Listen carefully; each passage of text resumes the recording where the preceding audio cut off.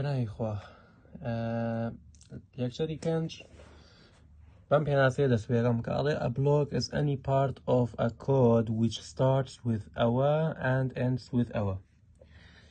یعنی چی؟ یعنی ئێستا لەناو میثۆدی مینە باشە main ئەمە لەناو مینان بۆ نمونە لەناو مینە کۆمپیوتەرەکانتان بکەنەوە ئەمە بنووسن هەر لەناو مینە بنووسن ئەمە باشە یعنی کاوانێ بکەنەوە دایخەنەوە هەرەوەنە تاوا لەناو ئەو کەوانەیە ئەمە بنووسن int a یەکسانە بە یەک باشە ئەڵێ چی؟ ئەڵێ variables defined within a block are not accessible outside that block. ئەمە بلۆکێکە ئەمە بلۆکێکە باشە بلۆک ئەڵێ ڤاریبڵێک کە لەناو ئەو بلۆکەیە دیفاین کرابێ تعریف کرابێ ناسێنرابێ لە دەرەوەی ئەکسێس ناکرێت یعنی ئێستا ئەی ئەگەرا لێرە بنووسم ئەی یەکسانە بە دوو غەڵەتە شتیوانیە لەبەری لە دەرەوەی ئەو بلۆکەیە باشە بەڵام لەناو خۆی ئاتوانم ئەی یەکسانە بە دوو تاو بەس لە دەرەوە ناتوانم و لە سەری خۆشیەوە ناتوانم ئەی یەکسانە بە دوو چکە تۆ لە پێش تعریفکردنەوە ناسەندوتە عینە نرخی پێوەلیکێنی باشە کەواتە گەیشتینەوە دەرەنجامەی کە پێناسەیەکی سکۆپ بکەین سکۆپی ڤاریبڵ سکۆپ بە کوردی یانی چی؟ یعنی ئێریا یعنی ناوچە یعنی سایت باشە هەمووی پێوترێ ناوچە بە کوردی شوێن The scope of a variable defines the section of the code in which the variable is visible.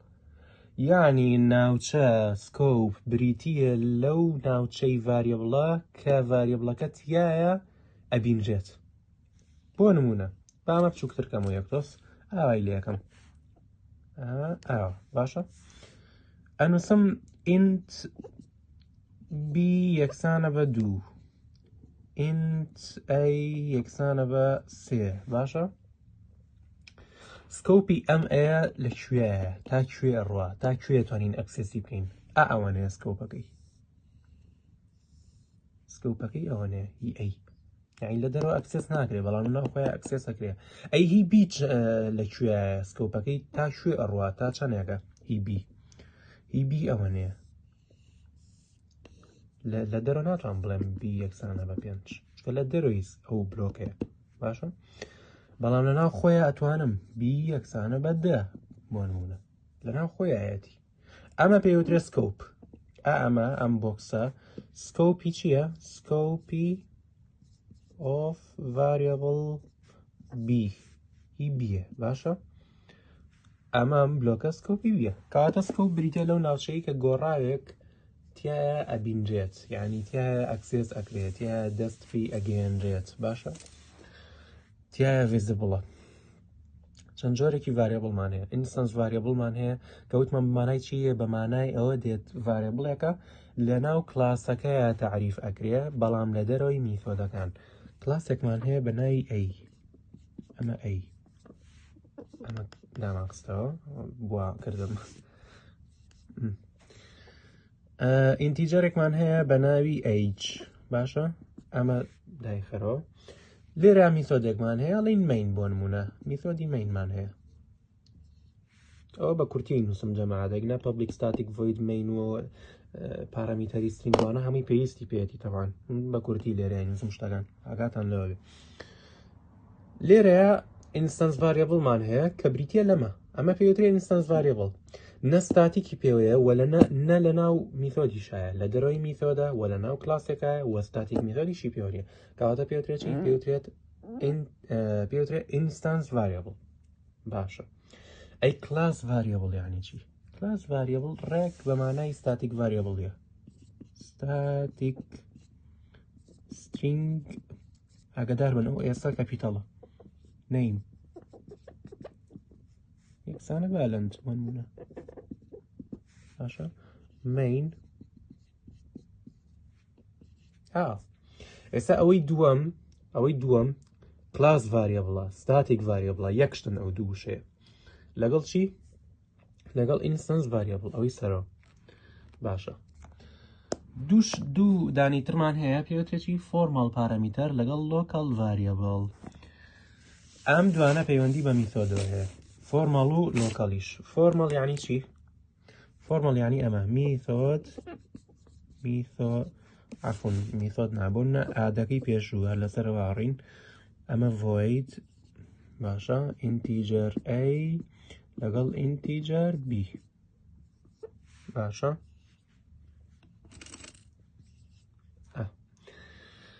formal parameter یعنی چی؟ یعنی ئەمانی ئێرە ئەمە چی پێوترێ ئەمە formal parameterە باشە parameter variable بەڵام ئەوانی ئێرە هەمووی پێیانەوترێ یعنی ئەوی ناو بەدیەکە پێوترێ چی پێوترێت local variable بۆ نەبنووسم int c یەکسانە بە c بۆ نمونە هەر ئەمە local variable ئەمە parameter variable ئێستا لەسەر وردەکاریەکانیان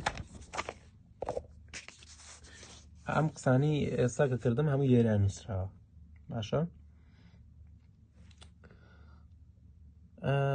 سەریکەن سکۆپی instance variable بە چی دیاریەکرێ determine ئەکرێ کە لە ڕێی specifierەوە عفو کە بەمانای چیە بەمانەی public و ئەوانەیە تۆی کە پێشتر خوێنمان public و protected و private و بەپێی ئەوە دیاریەکرێ سکۆپەکەی هی instance variable باشە ئەمە لایفتایمەکەی دی لایفتایم لەزوو چوو باسیکەم لایفتایم یعنی تەمەن بەدەر لە سکۆپ شتێکی تریشمان هەیە لێرە لەم بەشەیە پێوترێت لایفتایم یعنی تەمەن ئایا تەمەنەکەی چەندێکە باشە لە ناو ستاکە یان لە ناو هیپە ئێستا هی instance variable لایفتایمەکەی چەندێکە لایفتایمەکەی هەر تا ئەو کاتەیە تا ئەو کاتە لە ناو ستاکە ئەمێنێتەوە یان لە ناو هیپە ئەمێنێتەوە هەتا ئەو ئۆبجێکتە ئیش بکات کە ئۆبجێکتەکە نەما ئیشی نەکرد تاویتر ئەو ڤاریابلش ئەسڕێتەوە و نامێنێت لە ناو میمۆریە ئەوە پێوترێت لایفتایم بووە بەکارهێنرێ ئەو تەمەنە اینجا ئەمەش هەر هەمان قسەیە ئەوەی پێشووتراڵێ کاتێ بتەوێت ڤاریابلێ تعریفکەی کە هاوبەش بێ لە نێوان هەموو ئۆبجێکتەکانە پێویستە چی بەکاربێنی ستاتیک مۆدیفایر بەکاربێنی ئەمە بەستی ئەوەیە ئەم ستاتیکە ستاتیک int age یەکسانە بە فلانشت ئەو مۆدیفایرەوە بەستی ئەوەیە لەویە باشە ئەڵێ ئەو فیلدانەی کە ستاتیک مۆدیفایریان هەیە باشە لە کاتی دیکلەرەیشنەکەیانە ینی لە کاتێکا کە تعریفیانەکەی پێیانەوترێت چی پێیانەوترێت ستاتیک فیلد یان کلاس ڤاریابل باشە کاتەیان پێیانەوترێت ستاتیک ڤاریابل یان ستاتیک فیلد یان کلاس ڤاریابل هەرسێکی پێوترێت باشە Any object can change the value of a class variable با دنیای وەکو پێم وتن لە لێکچەرەکەی پێشوە تۆ توانی valueی static variable بگۆڕی بەڵام ناتوانانی لۆکیشنەکەی بگۆڕی چکە ستاتیکە باشە ئەڵێ class variable ئەتوانی چی لێ بکەی ئەتوانی دەستکاری بکەی بەبێەوەی ئەسڵەن ئۆبجێکتێکی لێوەرگریت ئەنووسی چی ڕێگە نووسی class name dot flanchit یەکسانە بە هەرچیەک بێ ها لێرش هەم نووسیوە باشە بەو شێوەیە گۆڕی ئەنجا argument variable یان parameter variable لێرەیە مەبەستمان لە کامانەیە مەبەستمانە ئەمانێ سامە ئەمە میثۆدێکە ئەمەش میثۆدێکە ئەمانەی ئێرە پێیانەوترێ argument variable ئێستا نەم id variableێکی argumentیە n variableێکی argumentە باشە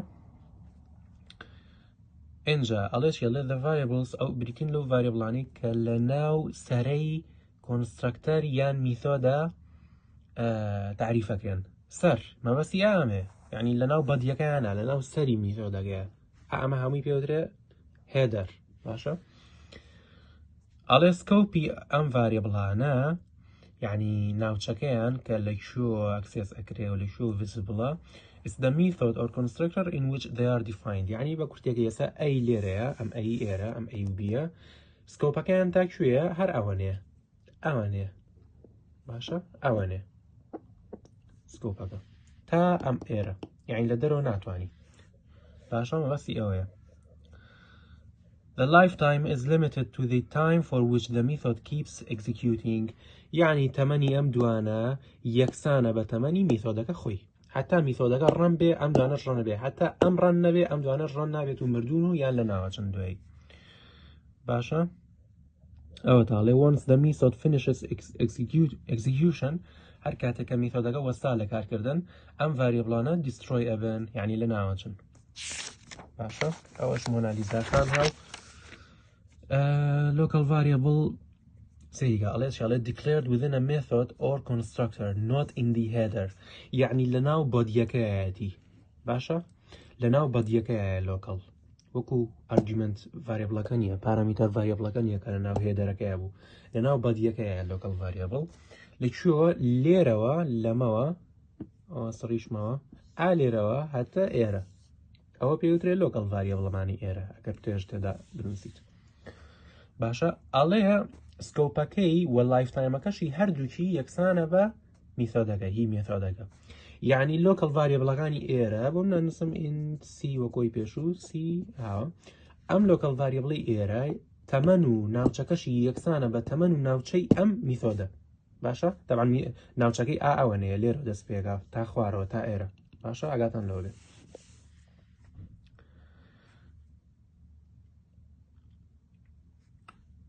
اینجا ئەمەش مختصری قسەکانمانە لێرەیە بە کورتیەکەی کەوتم باشە ئەگەر لەوە تێنەگەیشتن پێم بڵێن بەڵام تاکیدم لێی تێگەن ئەگەر سەیرم ڤیدیۆیە بکەن بە وردی ئەمەی ئێرام تێبینیاڵێت یاڵێ ئەکسس سپێسیفایر یعنی پەبلیک و پرایڤەت و پرۆتێکت دووەمانە تەنها ئەتوانرێت بۆچی بەکاربێنرێ بۆ ئینستەنس ڤاریبڵ نەک ئارگیومنت و لۆکەڵ ڤاریبڵ یعنی لێرە ئینسیمان هەیە یەکسانە بەستی ناکرێت بنووسی پرایڤەت نازانم چی ئەمە بۆ ئەم پرایڤەت و شتە بۆ دەرەوەی میفۆ دەکرێت بۆ ئینستەنس ڤاریبڵەکان یان بۆ کلاس ئاگاتان لەوە بێ یان بۆ کلاس یان بۆ میثۆد خودی میثۆد یعنی ناوی میثۆد بنووسی پەبلیک ڤۆید ئات بۆ نمونە پرایڤەت ڤۆید ئات بۆ ئاوا ناکرێت